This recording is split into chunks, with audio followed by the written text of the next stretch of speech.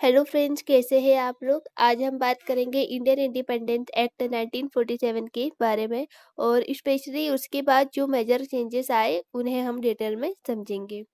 तो सबसे पहले हम थोड़ा सा इसका बैकग्राउंड समझते हैं। 1947 में ब्रिटिश पार्लियामेंट ने इंडियन इंडिपेंडेंस एक्ट पास किया था। इस एक्ट के थ्रू 15 अगस्त 1947 से इंडिया और पाकिस्तान को इंडिपेंडेंस मिली थी। ये एक्ट हमारे हिस्ट्री का टर्निंग पॉइंट था क्योंकि इसके बाद ब्रिटिश कंट्रोल खत्म हुआ और नए पॉलिटिकल अरेंजमेंट आए थे। तो हम इसके चेंजेस पढ़ेंगे कि क्या क्या इसमें चेंजेस हुए थे। तो सबसे पहले एंड ऑफ ब्रिटिश रूल।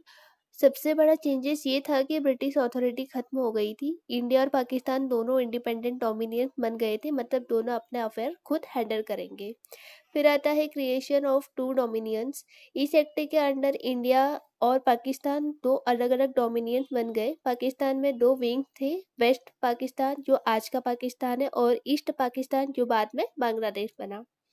फिर आता है end of British paramountcy over princely state. पहले जो 562 प्रिंसली स्टेट थे वो ब्रिटिश के कंट्रोल में थे।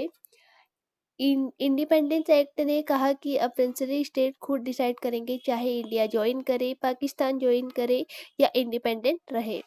फिर सरदार पटेल के एफर्ट से मैक्सिमम स्टेट इंडिया में मर्ज हो गए थे।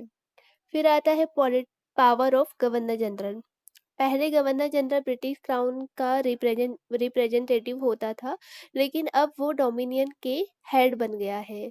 मतलब इंडिया का गवर्नर जनरल जो लॉर्ड माउंटबेटन थे, अब वो सी राजा गोपालाचारी बन गए। सिर्फ इंडिया के लिए काम करता था, ना कि ब्रिटेन के बिहाफ के लिए। ठीक है।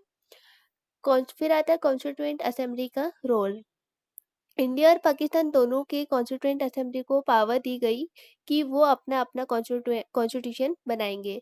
तब तक दोनों कंट्रीज इंटरिम कॉन्स्टिट्यूशन के लिए इंडिपेंडेंस एक्ट को फॉलो करती थी। फिर आता है ब्रिटिश पार्लियामेंट की इंटरफियरेंस खत्म हो गई थी। एक्ट के बाद ब्रिटिश पार्लियामेंट का इंडिया और पाकिस्तान पर कोई कंट्रोल नहीं था। पहले जितने भी लॉज ब्रिटेन बनाता था वो इंडिया में अप्लाई होता था, लेकिन अब दोनों डोमिनियंस अपने सॉवरेन लॉज बना सकते थे। फिर आता है abolition of office of secretary of state. पहले एक secretary of state for India होता था जो ब्रिटेन से इंडिया को कंट्रोल करता था। इस पोस्ट को अबोलिश कर दिया गया, मतलब अब इंडिया और पाकिस्तान अपने आप ही मैनेज करते थे। इंडिया इंडिपेंडेंस एक्ट 1947 ने एक ही बार में इंडिया और पाकिस्तान को फ्रीडम दिया। ब्रिटिश पैरामाउंसी एंड की और प्रिंसली स्टेट को